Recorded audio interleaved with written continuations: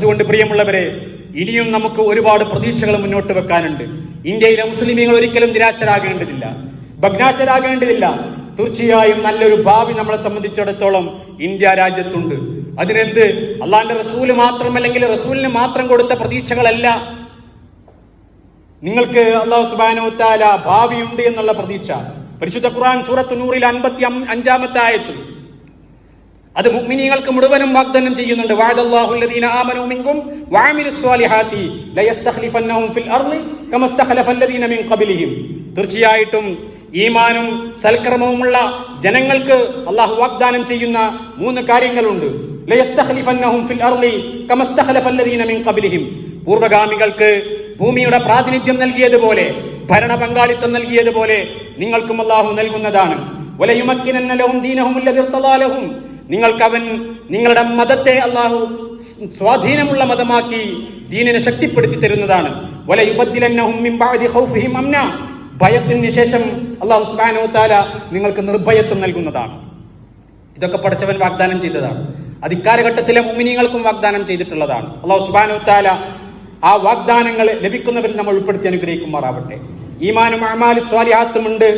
ബുദ്ധിയും ശക്തിയും സ്വരൂപിച്ച് ആസൂത്രണം ചെയ്ത കർമ്മ പദ്ധതികൾ ആവിഷ്കരിച്ചുകൊണ്ട് ലക്ഷ്യബോധത്തോടുകൂടി മുസ്ലിം ഉമ്മത്ത് ഈ രാജ്യത്തിന്റെ നന്മക്ക് വേണ്ടി, ഉമ്മത്തിന്റെ നന്മക്ക് വേണ്ടി, സമൂഹത്തിന്റെ നന്മക്ക് വേണ്ടി പ്രവർത്തിക്കുകയും പണിയെടുക്കുകയും ചെയ്യുകയാണെങ്കിൽ തീർച്ചയായിട്ടും ഈ വാഗ്ദാനങ്ങളെല്ലാം ഇവിടെ പുലരുന്നതാണ്. നമ്മെ സംബന്ധിച്ചിടത്തോളം സാമൂഹികമായ ഐക്യവും കെട്ടുറപ്പും അനിവാര്യമാണ്. ശുഭപ്രതീക്ഷമാണ്. എല്ലാവരും ഭിന്നിച്ചു, ഇല്ലാതെയായി, സംഘടനകളായി തമ്മിൽ തല്ലിക്കൊണ്ടിരിക്കുകയാണ്. നിരാശപ്പെടാൻ പാടില്ലല്ലോ. നമ്മൾ നിരാശപ്പെടാൻ പാടില്ല. സാമൂഹികമായ ഐക്യത്തിന് വേണ്ടി ശ്രമിച്ചുകൊണ്ടിരിക്കണം. നമ്മൾ ന്യൂനപക്ഷങ്ങളാണ്, നമുക്കിവിടെ എന്ത് ചെയ്യാൻ പറ്റും? നിരാശപ്പെടാൻ പാടില്ല. ന്യൂനപക്ഷങ്ങളാണ്. ഇന്ന് ഭരിച്ചുകൊണ്ടിരിക്കുന്നവർ പോലും അവരുടെ വോട്ട് ന്യൂനപക്ഷ വോട്ടാണ്. അവരുടെ വിരുദ്ധ വോട്ടുകളാണ് ഭൂരിപക്ഷ വോട്ടുകൾ. നോക്കൂ, നിങ്ങൾ ലക്ഷ്യം വേണം, നല്ല ലക്ഷ്യം വേണം. വിദ്യാഭ്യാസം എന്നുള്ളത് വളരെ പ്രധാനമാണ്. വിദ്യാഭ്യാസം എന്നുള്ളത് ഉദ്യോഗത്തിലേക്കുള്ള ചവിട്ടുപടിയാണ്. നമ്മൾ സാധാരണ ഭരണം എന്നൊക്കെ പറയുമ്പോൾ സ്വാഭാവികമായിട്ടും പറയാറുള്ളത് തെരഞ്ഞെടുപ്പിലൂടെ കിട്ടുന്ന ഭരണം എന്നുള്ളതാണ്. അതിന്റെ അപ്പുറത്തേക്ക് ഭരണമുണ്ട്.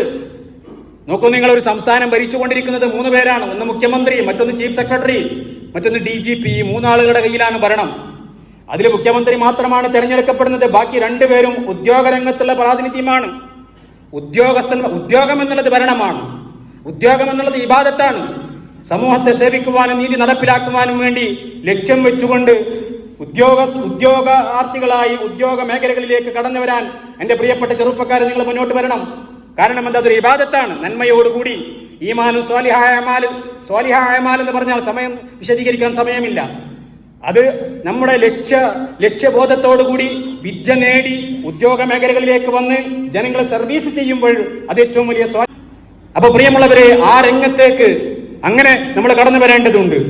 അതോടൊപ്പം തന്നെ മറ്റെല്ലാ മേഖലകളിലും ഐക്യപ്പെട്ട് ഒരുമപ്പെട്ടുകൊണ്ട് യോജിച്ച് മുന്നേറണം. ശുഭപ്രതീക്ഷയോടുകൂടി മുന്നേറണം. അല്ലാഹു സുബ്ഹാനഹു വ തആല തൗഫീഖ് നൽകി അനുഗ്രഹിക്കുമാറാവട്ടെ.